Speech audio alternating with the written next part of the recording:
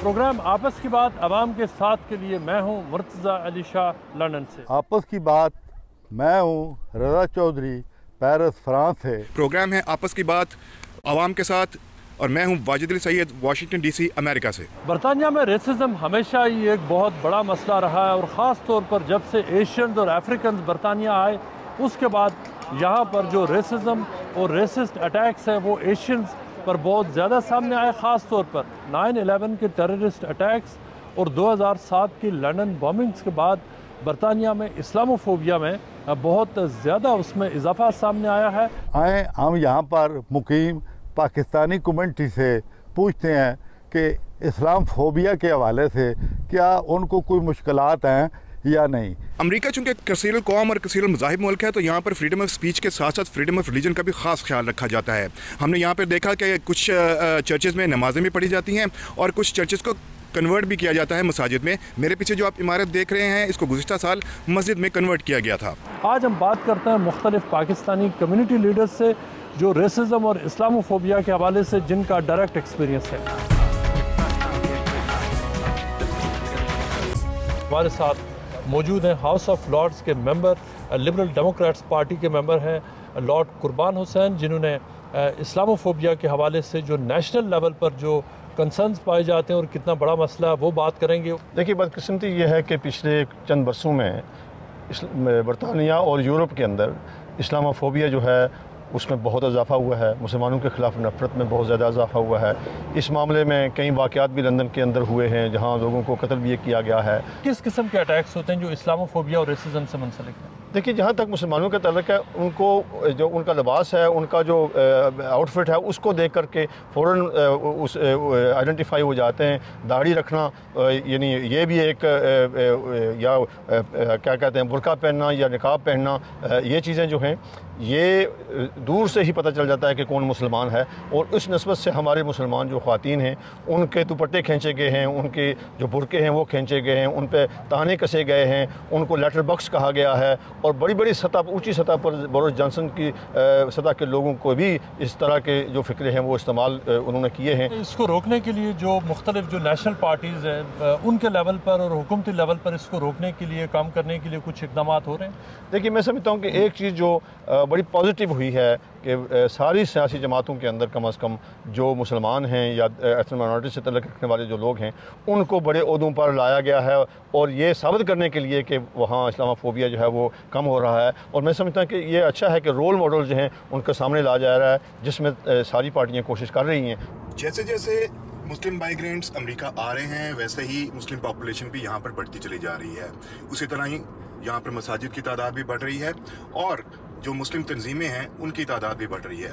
इन मुस्लिम तंजीमों का मकसद ये है कि सोसाइटी के अंदर लोगों को इस्लाम के बारे में बताया जाए, मुसलमानों के बारे में बताया जाए और वो इस हवाले से लॉबिंग भी करते हैं और अवेयरनेस भी क्रिएट करते हैं। हमारे साथ डॉक्टर नूरी साहब मौजूद हैं जो इमामत करते हैं यहाँ पे एक वर्जीनिया की एक लोकल मस्जिद में। डॉक्टर साहब, बहुत शुक्रिया ज्वाइन करने के लिए। थोड़ा सा बताइएगा कि हम इस्लामोफोबिया के ऊपर इस वक्त एक दफ़ा फिर बहस शुरू हो चुकी है।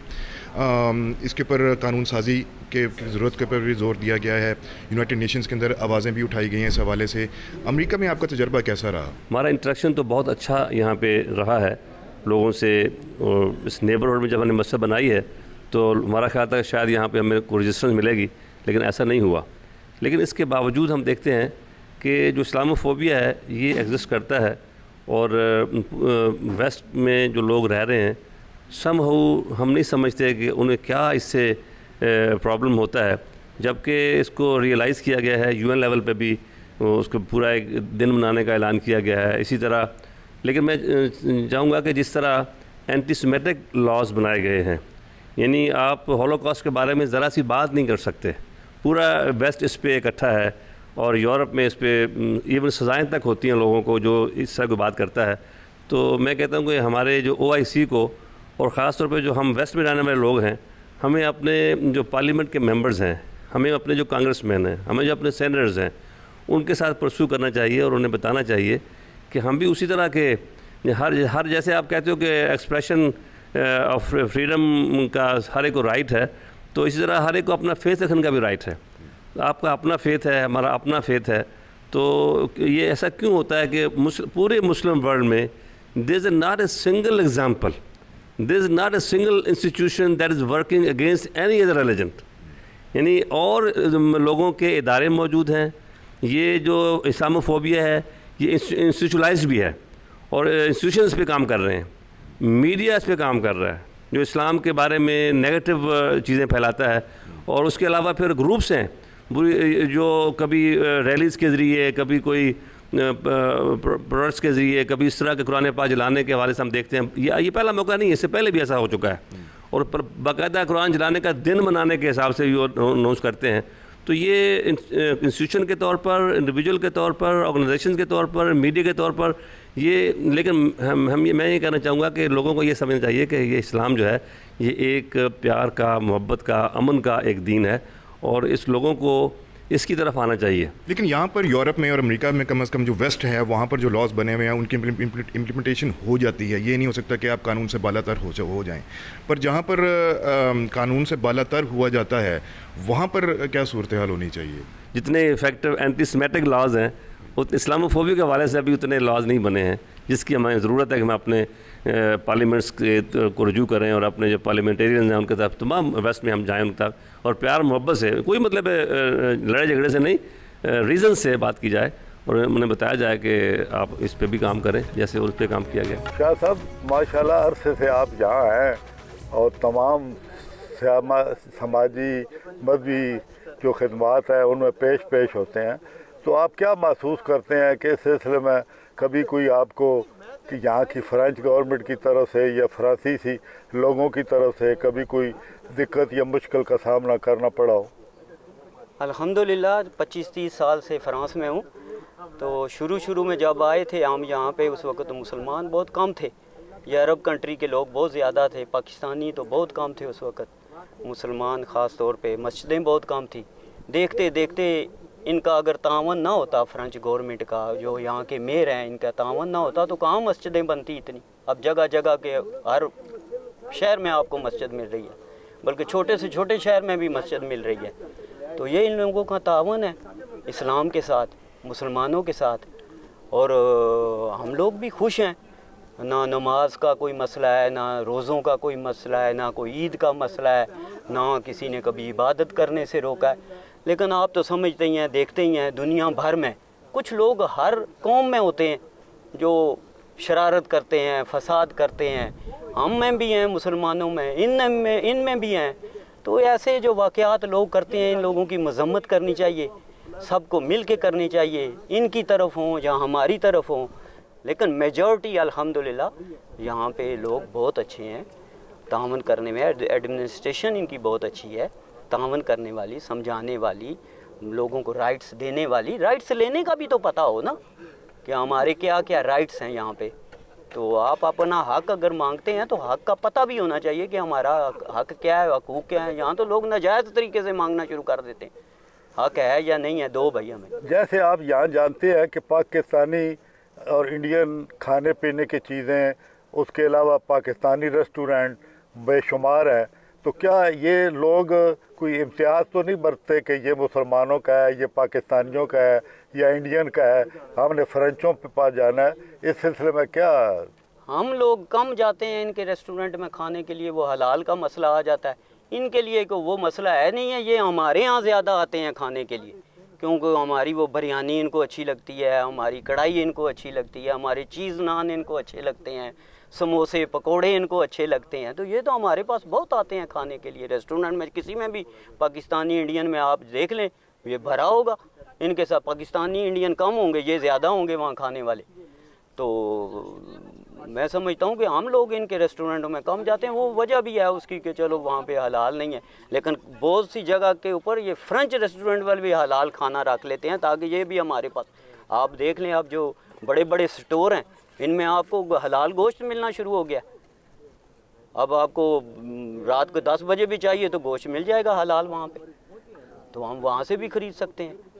तो ये तो वक्त के साथ साथ ये हमारे लिए बेहतरी कर रहे हैं कि इनको सहूलत मिले, ये हलाल खाते हैं, हलाल खाएं। अब आप देख लें, आप कुर्बान ईद के ऊपर सब लोगों ने कुर्बानी की है, आराम से ज़िबा हुए हैं, हलाल हुए हैं जानवर, घर गोश्त लेके आए हैं, कोई मसला नहीं है, कोई प्रॉब्लम नहीं है। काजी अब्दुल अजीज़ चिश्ती बरतानिया के शहर लुटन का जो एक बड़ा इस्लामिक सेंटर है वो उसको रन करते हैं और यहाँ पर कई दहाइयों से बरतानिया में आबाद है। लुटन इस हवाले से जाना जाता है कि वहाँ पर जो चाहे वो जो इंग्लिश डिफेंस लीग हो, ब्रिटिश नेशनल पार्टी हो, नेशनल फ्रंट हो और जो दीगर जो फार राइट ग्रुप्स हैं जो एंटी इमिग्रेंट एंटी मुस्लिम हैं, उन्होंने वहाँ मार्चेस भी किए हैं। हमें बहुत सी मुश्किलात का सामना करना पड़ा है। बिलखसूस लुटन के अंदर EDL ने बहुत मुजाहरे करके वहाँ के अमन को तबाह करने की कोशिश की और मुसलमानों को अपना निशाना बनाया, जिसकी वजह से पूरे टाउन के अंदर जो है वो कई दिनों तक जो है वो रेसिज्म का सिलसिला जारी रहा।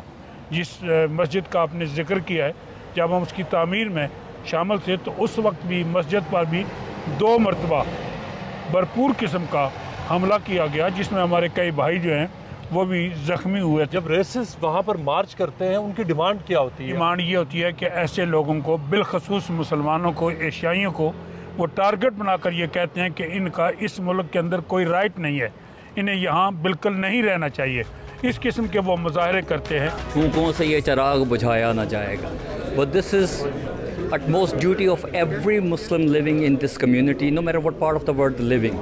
The respect of Quran is the most important thing in any Muslim's life. So inshallah we will be organizing something which will be showing the respect of Quran and sending a message for the rest of the world. आपका कभी experience ऐसा यहाँ पर हुआ, आपको कैसे ऐसा देखना पड़ा? बिस्मिल्लाह, हमारा तो ये फ़र्स्ट टाइम ही है जो हमने सुना है कि ये एक, जैसे कि अभी डॉक्टर साहब ने भी कहा कि कुरान आप जो मर्ज़ी कर लें, जितना मर्ज़ी कर लें, आप हमारे दिलों से नहीं निकाल सकते। तो ये तो एक ऐसी लाइफ टाइम चीज़ है कि हम पैदा ही इसी चीज़ में हुए हैं। लेकिन ये तो कानून हर मुल्क में एक होना चाहिए, मतलब उनको अपना एक स्टैंड लेना चाहिए कि ये it's not a freedom of speech. Freedom of speech की भी एक लिमिट होती है, एक रिस्ट्रिक्शंस होती हैं कि आप किसी की अपनी फ्रीडम के लिए किसी को हर्ट तो नहीं ना कर सकते। ये हमारा दीन है, हमारा ईमान है, हमें आप इस तरह हर्ट करेंगे तो we will go vulgar, we will go violence. तो इसलिए मेरा ख्याल है कि there should be more rules and law and regulation on this.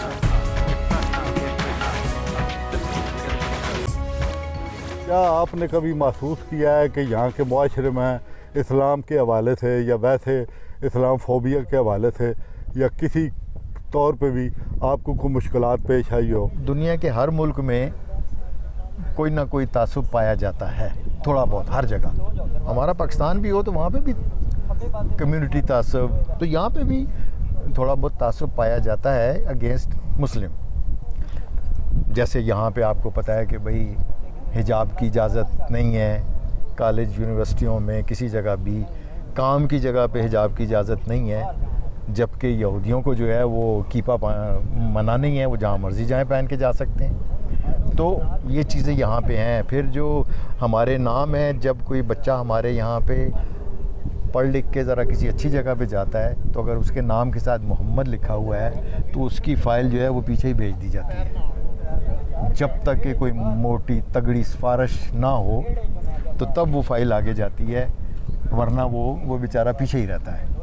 और ये मैं अपने ऊपर बीती हुई आपको सुना रहा हूँ, मैं सुनी सुनाई नहीं सुना रहा, मेरे अपने बेटे के साथ ये वाक़या हुआ है।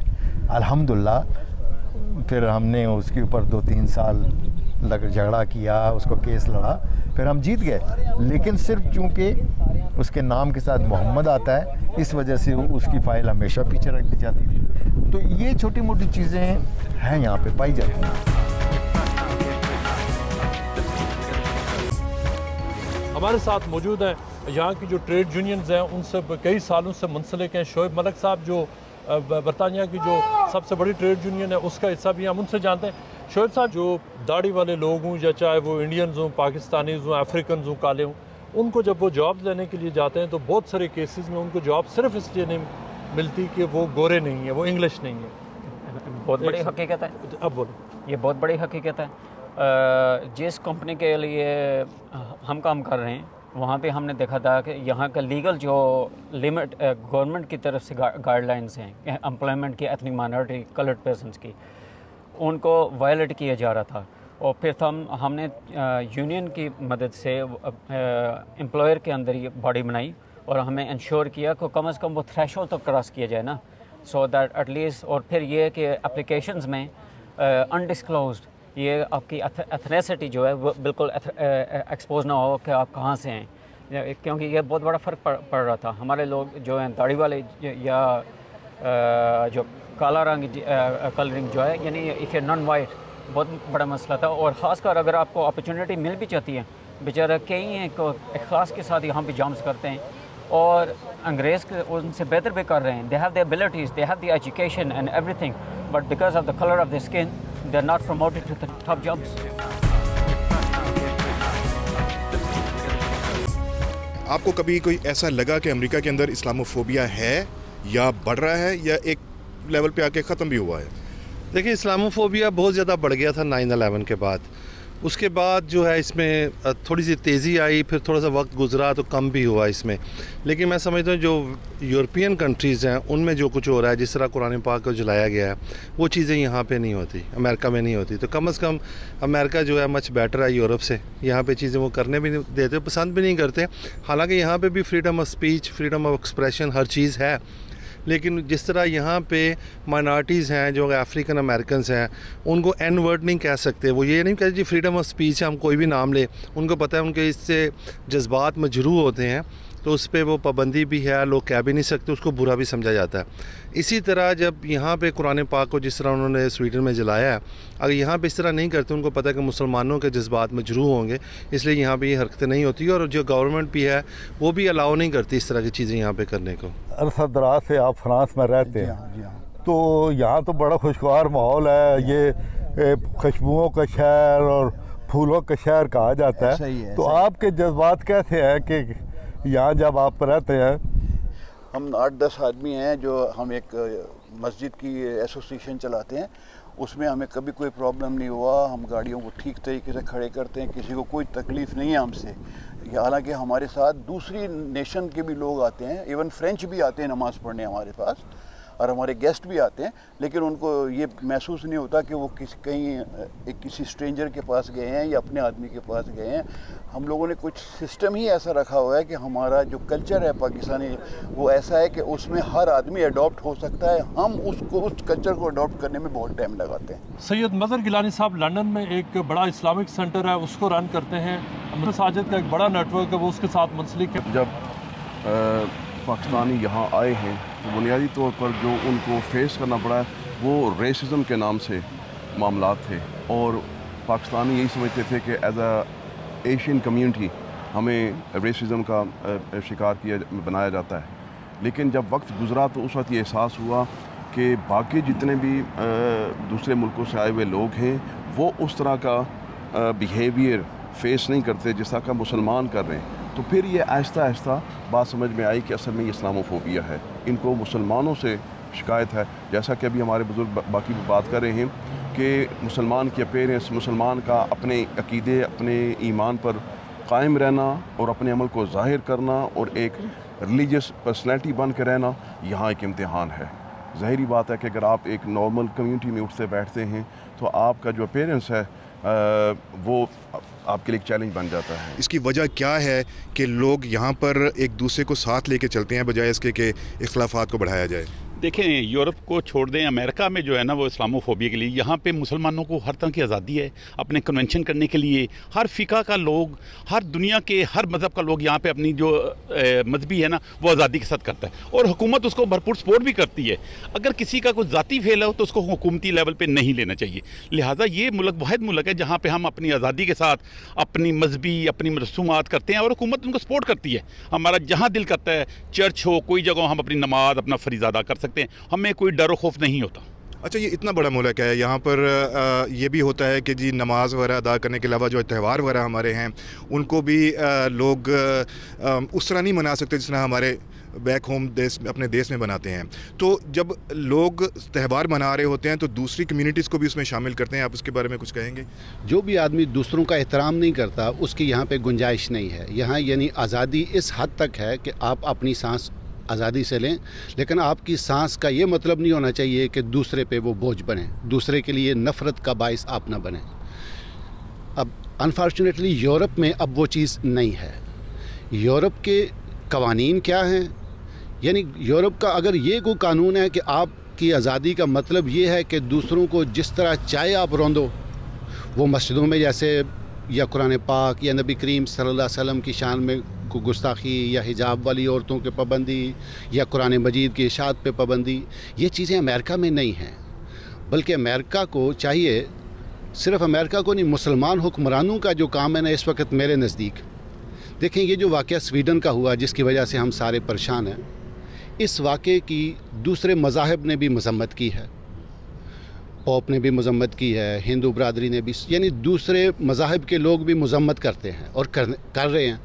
हमारे मुसलमान हुक्मरानों का काम सिर्फ मज़म्मत करना नहीं है, उससे आगे बढ़ें, अपना किरदार अदा करें। वो कैसे अदा किया? यूएनओ में जाएं, सलामती कौंसिल में जाएं, वहाँ से जाके ऐसे कानून पास करवाएं।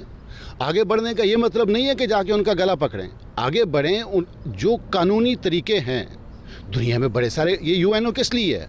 ਤੁਸੀਂ ਕੀ ਸਮਝਦੇ ਹੋ ਕਿ ਤੁਹਾਨੂੰ ਹਰ ਕਿਸਮ ਦੀ ਆਜ਼ਾਦੀ ਹੈ ਜਾਂ ਕਿਸੇ ਮੌਕੇ ਤੇ ਤੁਹਾਨੂੰ ਐਜ਼ ਅ ਮੁਸਲਮ ਕੋਈ ਰੁਕਾਵਟ ਪੇਸ਼ ਆਉਂਦੀ ਹੈ ਜਾਂ ਕੋਈ ਕਿਸੇ ਕਿਸਮ ਦੀ ਤੁਹਾਨੂੰ ਇਹ ਮਹਿਸੂਸ ਹੁੰਦਾ ਕਿ ਤੁਹਾਨੂੰ ਅਕਲੀਅਤ ਸਮਝਿਆ ਜਾਂਦਾ, ਇਸ ਬਾਰੇ ਤੁਹਾਡਾ ਕੀ ਖਿਆਲ ਹੈ? अस्सलाम वालेकुम।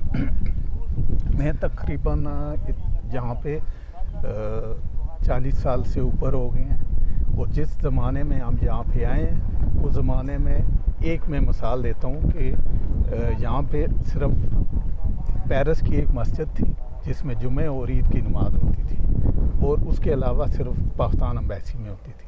हमें ईद की नमाज़ पढ़ने के लिए दूर दूर से अम्बेसी में आना पड़ता था और आज इस वक्त जहाँ मैं खड़ा हूँ, यहाँ इर्द गिर्द तकरीबन 5 किलोमीटर पे एक मस्जिद है और इसी तरह पूरे फ्रांस में जगह जगह मस्जिदें हैं। इससे पता चलता है कि यहाँ की गवर्नमेंट हमारा कितना तावन करती है। तो मेरे ख्याल में तो मुझे कुछ ऐसी चीज़ ही नज़र आती, सिर्फ चंद मामलात होते हैं लेकिन वो उसमें गलतियाँ हमारी अपनी भी होती हैं। लेकिन जहाँ तक गवर्नमेंट का मामला है, हमें कहीं भी कोई ऐसा महसूस नहीं हुआ कि उन्होंने हमें रुकावट डाली हो अपने मज़हब के चलने में या कोई मजहबी मामलात में।